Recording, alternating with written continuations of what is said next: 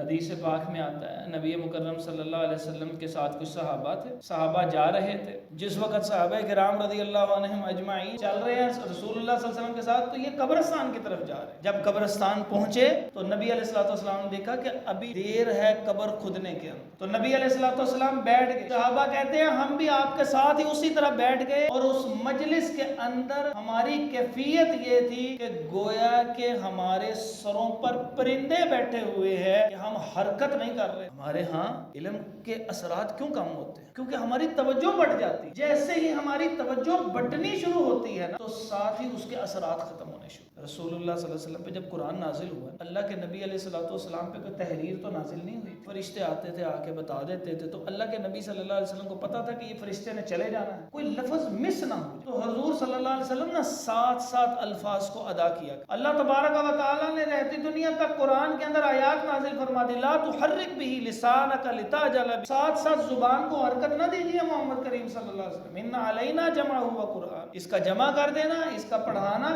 ہمارے ذمہ ہے، آپ نے صرف توجہ سے سنتے رہنا۔